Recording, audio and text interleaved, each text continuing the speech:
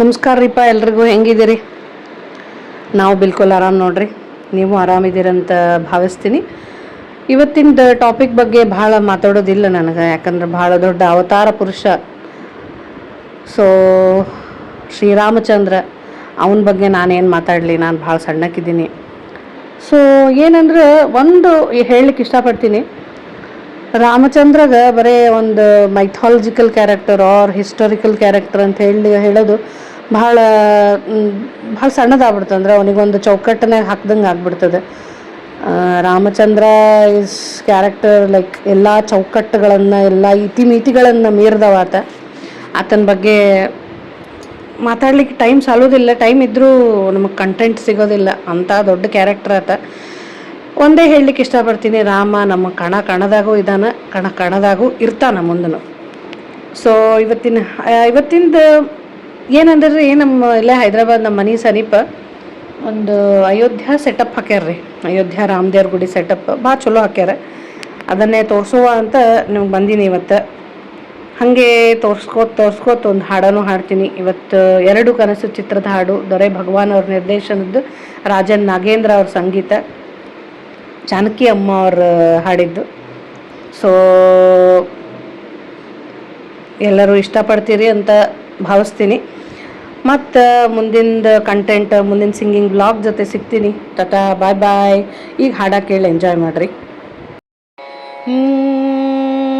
ರಾಮ ಶ್ರೀರಾಮ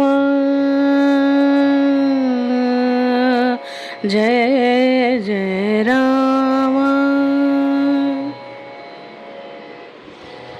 ಪೂಜಿಸಲೆಂದೇ ಹೂಗಳ ತಂದೆ, ದರ್ಶನ ಕೋರಿ ನಾನಿಂದೆ.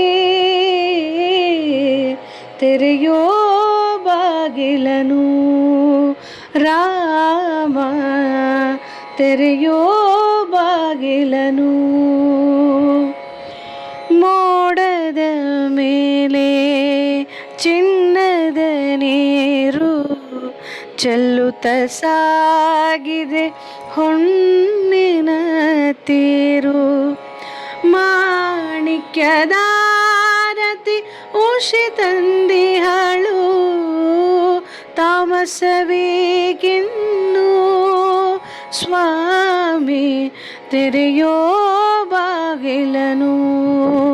ರಾಮ ಪೂಜಿಸಲೆಂದೇ ಹೂಗಳ ತಂದೆ. ಒಲಿದರು ಚೆನ್ನ ಮುನಿದರು ಚೆನ್ನ, ನಿನ್ನ ಸರೆಯೇ ಬಾಳಿಗೆ ಚೆನ್ನ. ನಿನ್ನ ಪಾದದ ಧೂಳಾದರೂ ಚೆನ್ನ, ನಿನ್ನ ಪಾದದ ಧೂಳಾದರೂ ಚೆನ್ನ. ಸ್ವೀಕರಿಸೋ ನನ್ನ ಸ್ವಾಮಿ, ತೆರೆಯೋ ಬಾಗಿಲನು. ರಾಮ ಪೂಜಿಸಲೆಂದೇ ಹೂಗಳ ತಂದೆ.